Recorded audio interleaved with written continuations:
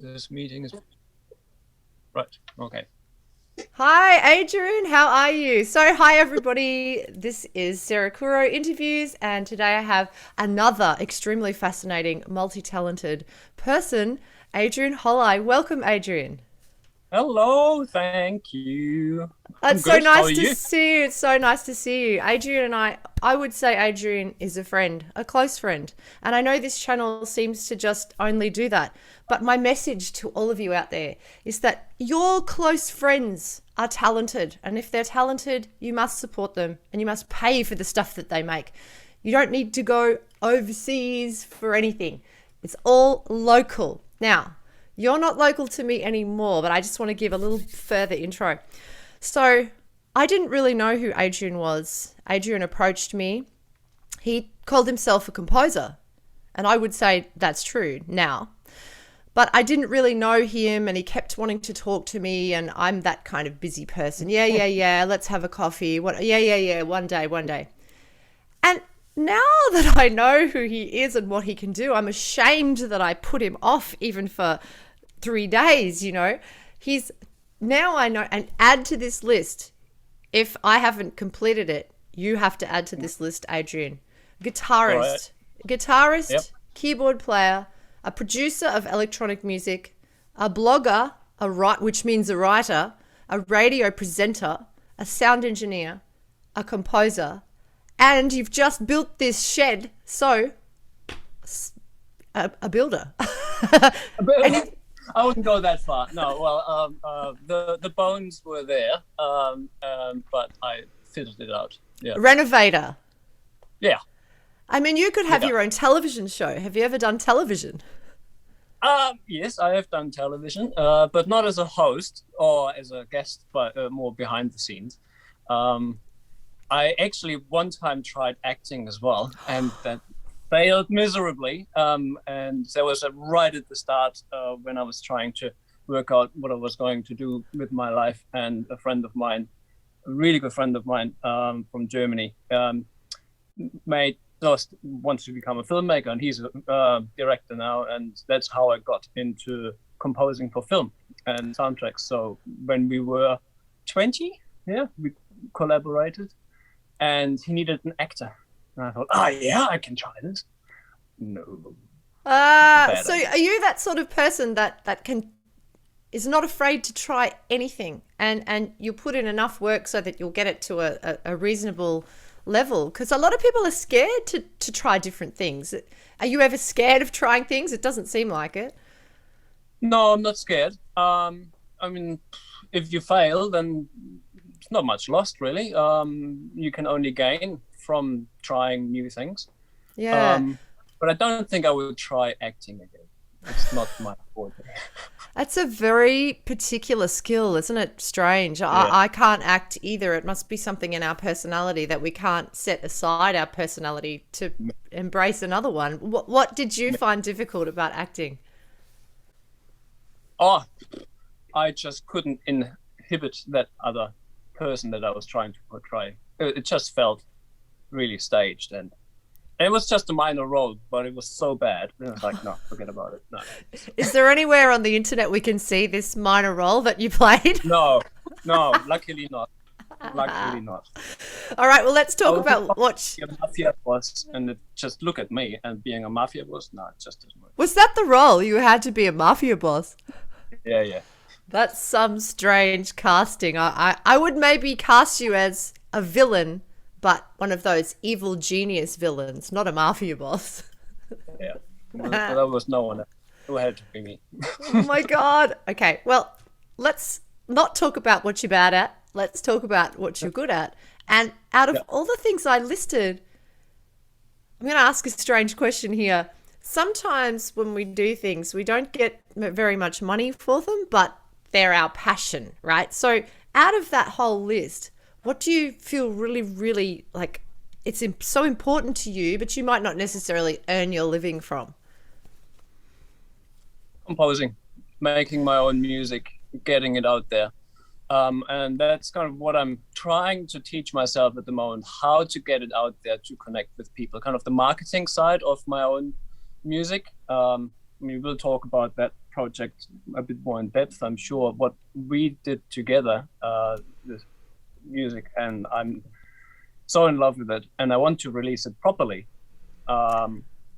with most impact. So I'm teaching myself how to do that, but I feel like I'm not learning fast enough, or not quite sure. So anyway. Yeah, it's very difficult. I feel the same way with what I try and do. I have these great ideas and I do all this stuff, and then it comes to presenting it, and the reach that we have isn't necessarily like Sony Music or a big distributor, and people are interested in what we do, but there's a lot of traffic out there, isn't there? There's a lot of things that we're competing with to show our music. But that's why I always believe we should team up with people. We should always collaborate. And the collaboration that we did, well, I can't call it a collaboration. I mean, you did all of the work. Yes, I had to practice the notes, but can you just describe to viewers what that project is that you're talking about? Because that's really exciting.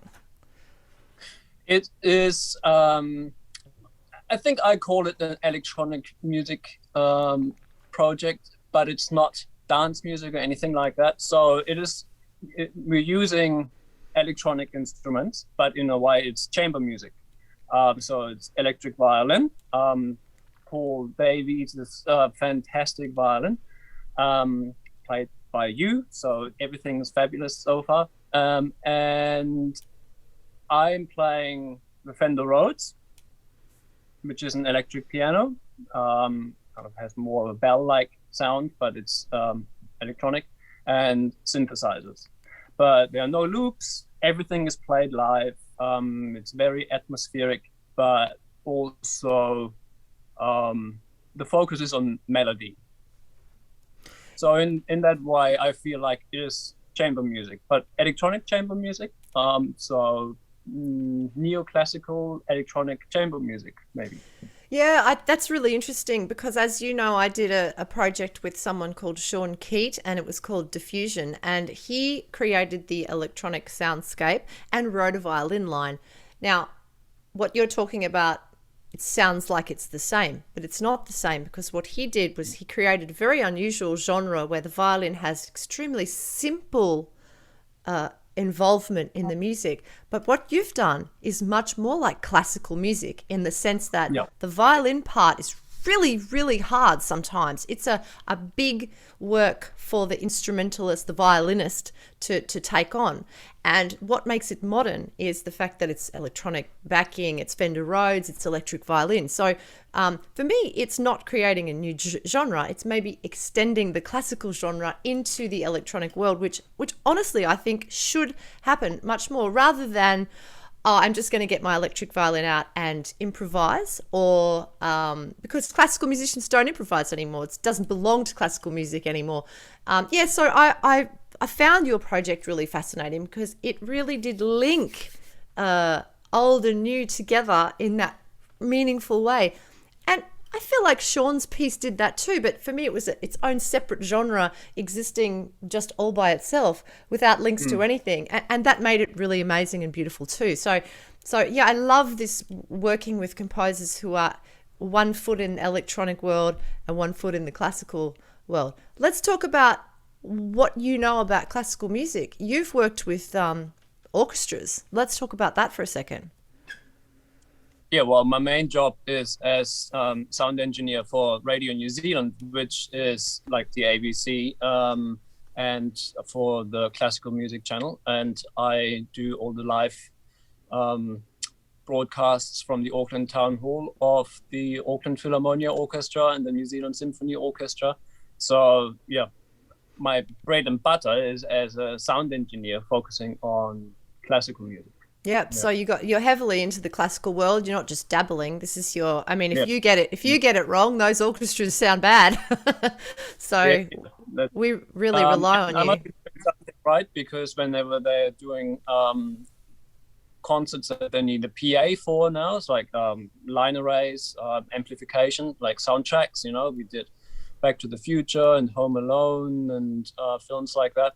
They are hiring me now to do the front of house sound, to do the actual mixing. And that's extraordinarily difficult. That is That's amazing. The sound effects are on a different track to the music as well, because the music has been playing live, and then the sound effects sometimes come through the back of the screen, and that really messes with the musicians. So we, in the Melbourne Symphony, we're like, we can't have those sound effects coming through the back of the screen. Is this killing us? So they had to put it in the front array and not from behind the screen. And that's you guys dealing with all of those problems. Hey, I've got my tribute to New Zealand, Lord of the Rings. This is the Green Dragon Cup from the tour of Hobbiton. I had the best time there. So did you guys do Lord of the Rings, as in the live performance of Lord of the Rings in New Zealand at all? No, I feel like it was here quite a few years ago. It was quite a few years ago. Yeah. Yeah. I wasn't involved. You weren't involved in that. Gosh, that was grueling for everybody. But what we did is another a good friend of mine. He used to be a colleague he still is a colleague in Wellington, but he doesn't work for Radio New Zealand anymore. Graham Kennedy. So he's my equivalent in Wellington, and he works a lot with the NZS, or the New Zealand Symphony Orchestra, and he recorded all of the soundtracks for the films with the NZS. Oh, right. So he's actually part of the original thing. That's so cool. What a fantastic thing. Now, you are from Germany, but are you kind of closely connected to New Zealand now so much that you feel at home there? Like, tell us about your nationality, background, that kind of thing. Well, yeah, I'm German, and when I went through high school, I knew I wanted to do something with music. And I've always been a musician, so I started playing piano when I was 6, so that's how it all started, and classically trained, but then picked up an electric guitar when I was a teenager, and I thought, Metallica is really interesting as well. So I had this interesting mix of Beethoven and Metallica, and taught myself how to play the guitar with Metallica, all of that. And then I decided I want to record myself and record my own music. I want to make my own music. It was always more interesting to make my own music, to come up with stuff rather than playing someone else's music. And that's how I started dabbling in sound engineering. And eventually that, after I did my bachelor's in Germany, and in Germany, actually, there's this fantastic program, Tonmeister, which is part music study and part sound engineering. And you have to be a really accomplished musician to be accepted there, because you have about 2,000 people applying for each university. There are 3 universities. And wow. Well, I didn't get in. Oh. I wasn't good enough. So I had to do something else. So I did a bachelor's in Germany, and I thought, I just really would like to spend some time in an English-speaking country. Why not see if I can find a postgrad course in an English-speaking country that lets me learn more about sound engineering. So I found this course in Auckland, Masters of Sound Design and Sound Recording, and I applied, and they accepted me. So that's how I ended up in New Zealand, and just fell in love with it. Yeah, it's such a fantastic country. It's such a fantastic country. I can't describe. For an Australian, it seems similar at first, but then the people are somehow wildly different from Australia. Wild being the word that I want to use, because there's no health and safety stuff the way there is in Australia. They're all really? I went on this sort of toboggan thing with Oscar when we had a trip, and there were no side rails, and there was cliff drops and dirt bike people down the bottom, and there was nothing to stop you from falling over the cliff, and everyone was going down really fast, and Oscar thought it was fantastic. I was petrified. I'm not into extreme anything really, and I just thought, oh my god, if this was Australia, there would be safety fences everywhere, and they'd be really strict about it, all the fun parks here, And I just thought, wow, this has to be a fundamental difference between Australia and New Zealand. They're more naturey and I mean, Australians sort of, but we're getting more into our cities and coffee and, you know, all that kind of sitting around and just eating food. And New Zealanders seem to be more like outdoors. Yeah, let's go. And what a great day when it's raining and snowing or whatever. And I don't know, I'm just rambling now, but I had such a great time the times I went to New Zealand. Just a great time. Well, you have to come again. Oh, yeah, I'm coming. Don't worry. Yeah, everything is a bit more focused on nature. That's true. Even our biggest city, Auckland, where I live, you never feel that you're far away from nature. And we have some nice cafes. I guess Wellington is the better city for cafes, but Auckland has some nice cafes and yeah, really nice restaurants and so on. But anyway, you don't have to travel far, and you feel like you're in nature. Yeah. I mean, we've got a bloody big volcano right in the middle of the harbour, right? Yeah, Just take a ferry over there, and then you feel like you're, I don't know, in prehistoric times. Yeah, right. And so then what was the next step for you? Because I know a lot of people born in New Zealand feel like going to study in Australia or going to visit Australia is a big deal, like a step up, which I would argue with. I'm not saying that. I'm just saying people in New Zealand feel like, oh, I'm going to go to Melbourne to study or whatever. What led you to Melbourne? Because that's where I met you, in Melbourne. I didn't meet you in New Zealand. Well, at that time, I went through, well, I started working for RNZ after I graduated. Radio New Zealand, yep. Radio New Zealand, yeah. And I was there right at the time when one of the classical sound engineers, or the classical sound engineer for them in Auckland, when he was about to retire. And he took me under his wings, and I was really interested in recording orchestras and focusing on classical music. So he let me do all that, taught me everything he knew. And when he retired, I got his job. And there was a really interesting situation because, so this is kind of a long rounded answer to your question, but I'll get to Melbourne. Because if I had stayed in Germany and if I had persevered there somehow to be a music producer or sound engineer and had worked my way in a radio station and had become the senior sound engineer that I effectively was then already, I think I would be, by the time I worked my way up, I would be in my mid-50s. And in New Zealand, I got in straight at the top, and I was the senior sound engineer when I was 27. Yeah. Yeah.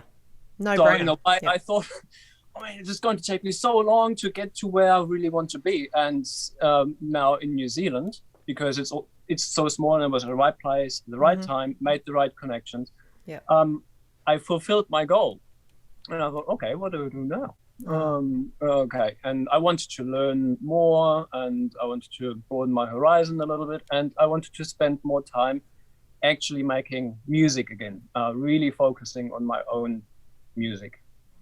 So I thought, why not take a sabbatical and go somewhere else, meet other people, immerse yourself in a different network, just broaden your horizon. So I thought, why not go to Melbourne? Everyone's raving about Melbourne. So I did a few recce's, came over a couple of times and thought, yep, this will do nicely. So took a year off, went to Melbourne, rented a little, I don't know, granny flat. Yes, it was adorable. I remember. Yeah, it's a cute little place. Yeah.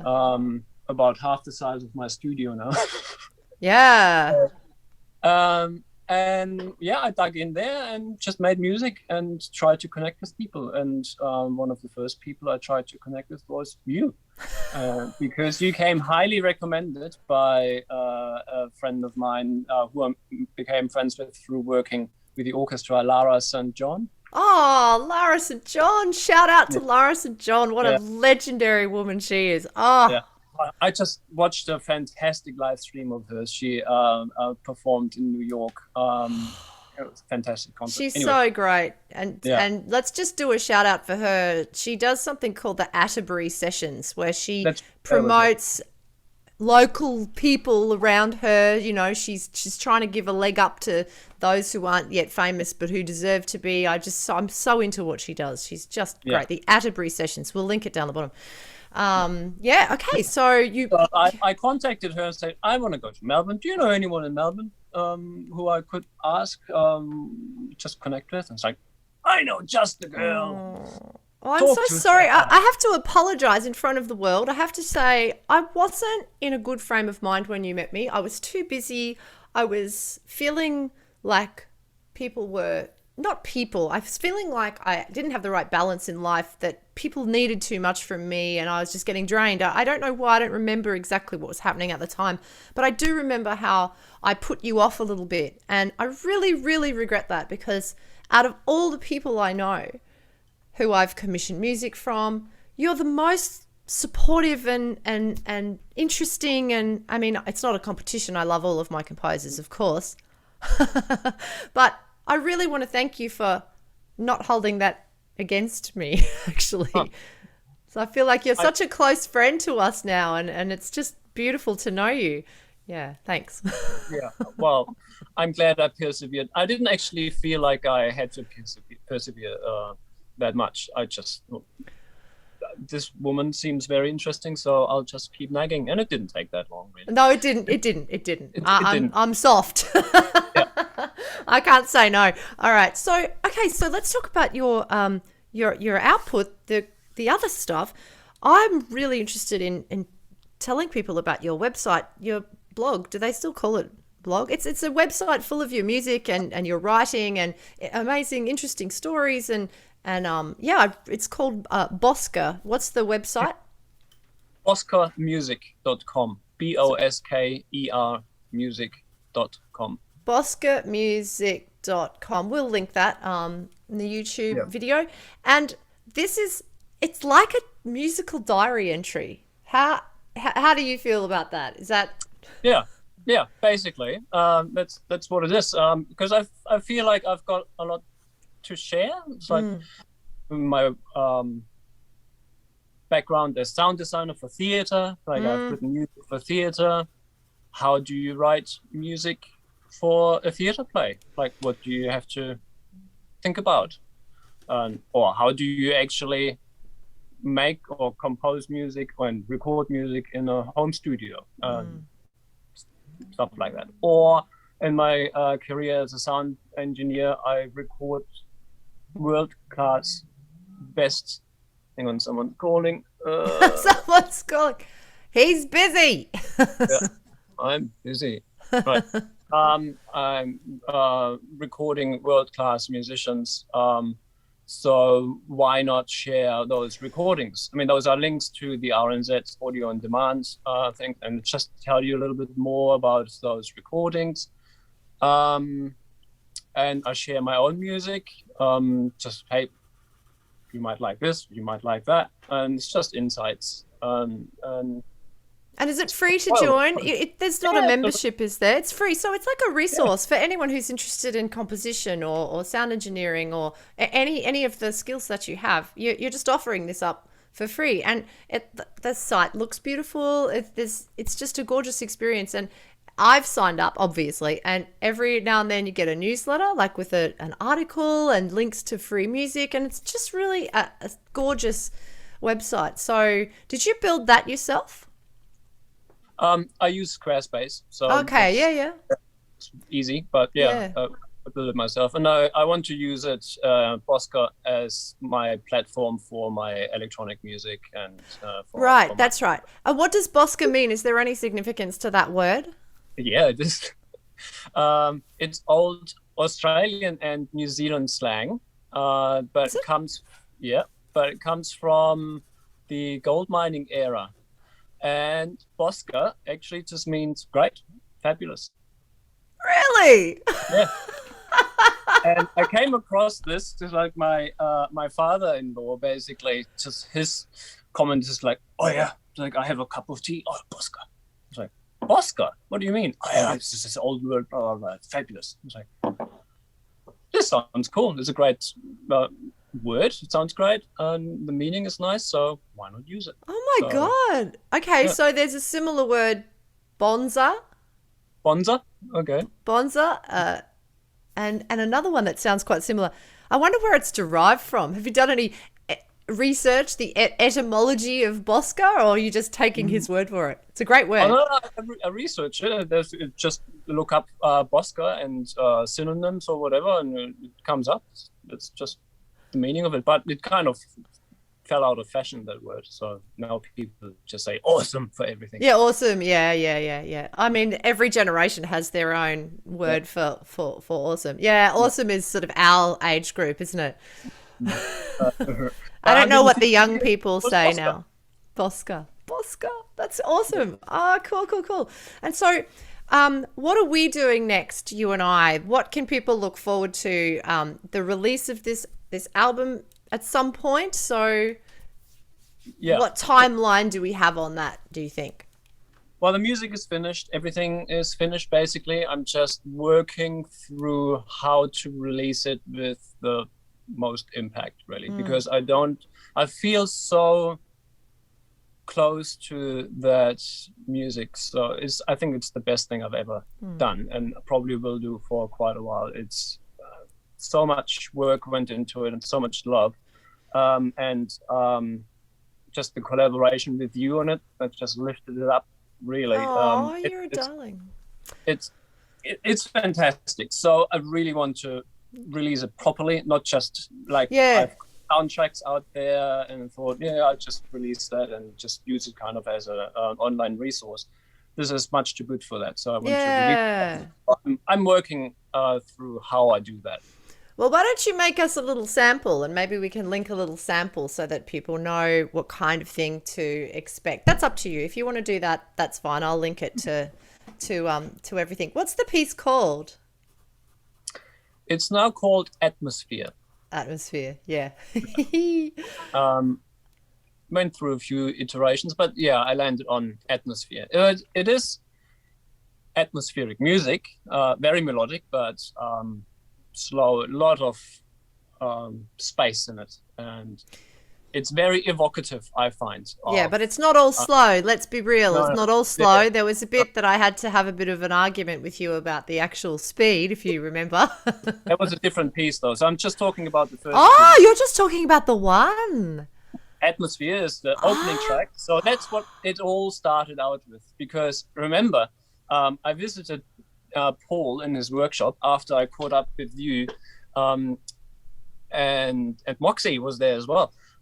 So you said, you should meet Paul, and you'd be so interested in his violin. Let's do it. And he blew me away. And after you said, just write me something, I'd love to play it in my violin series volume. And I thought, okay, I'm honestly not that interested in solo violin music. Right.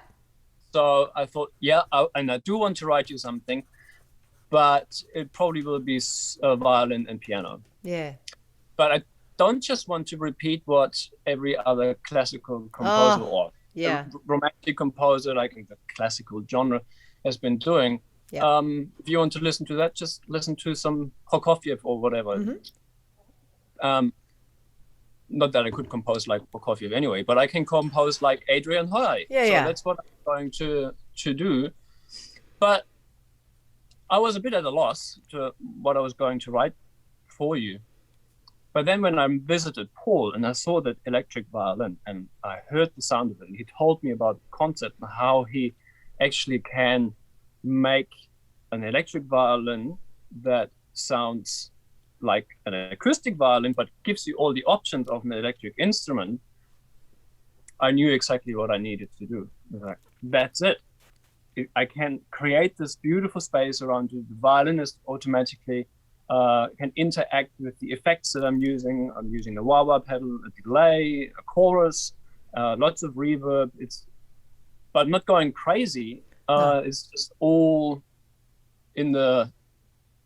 It's in the service of the music. Yep. Right. Yep. And then I thought, okay, now I've got this electric violin, and I'm extending the sound of it with all those effects. It would be silly to just use a normal acoustic piano. Yeah. Because naff. It just doesn't gel. Yep.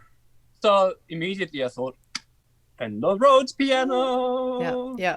And I started jamming at home, and I came up with it pretty much straight away. I came home from Paul's, sat down, and composed, and within 2 days it was. Wow, I didn't know that. Oh, that's amazing. Yeah. And I showed it to you and Paul, and I remember your reactions, like, oh my God, this is exactly what we hear with this violin. This is exactly what Paul was trying to achieve with that instrument. And he asked me, did I talk to you about teaming it up with the Fender Rhodes? Yeah. Like, no, I know, it was amazing. Yeah, it's like, okay, obviously we understand each other. Yeah. The whole project got started. Then you performed it a couple of times, I think. I've performed it quite a few times, and also the sheet music of my whole show is coming out soon. Volume, the collection, and that piece, Atmosphere, is going to be in there. Now, you've made a backing track for that, so that's how other people will be able to play it. So unless they know you, they won't be able to play it live with you. But you know, that was our idea to instead of not releasing the sheet music, that compromise was our idea. So you just make the backing track and people play along with it. So so if anyone's interested in that, just keep an eye out for Volume the Collection, which, you know, I'll just put my website in the description and people can just keep an eye on what's coming up there. Look, I've got another interview to do, so I've got to get going, but is there no end to your talents? Is there anything that you can't do? I mean, let's just talk quickly about your studio. Look how beautiful that studio is, everyone. So tell us what you had to do there. You were talking about the installation before. Well, it was just a bare bones garage. The carpet was already laid, luckily, from when we moved in. But everything else is just metal walls, and as soon as the sun just shone on it, it was like in a sauna. It's just crazy. So I put insulation in everything, everywhere. You can see the ceiling a little bit, so it's uncovered insulation at the moment. So I'm going to put wood over that at some stage, but it's not urgent. So this wall there is actually the garage door. So I put a new wall in front of that. So basically it's made it into a living space in a way. Yeah, beautiful. Or working space. Yeah. So now it's my music studio that I can just compose in at my leisure. Oh, it's just beautiful. What I was looking forward to for a long time, where you can just walk in, switch it on, grab a guitar, sit down at the piano. I'm teaching myself how to play the drums, not very successfully, but yeah. Yeah, well, congratulations. Everything just seems to be working out. It's so beautiful. I really appreciate you coming on and talking about all of that stuff. I'm always fascinated by people who can create anything. And so BOSKER Music, BOSKER, boskermusic.com for all of Adrian's creative output. And remember, everyone, just support people who are around you. There are so many people with such great talent, and they just need your support. It's easy. If you're not creative, like me, I'm not creative. That's why I get obsessed about the creative people around me, you know. So, Adrian, it was just so nice to chat with you. It was just great. I'm looking forward to your visit. Yeah, I will as soon as I can. I want to go to the Hobbiton again. I want to do all that again. I'm obsessed. All right, darling. Take care. Thanks a lot. Thank you. Bye. Have a good day.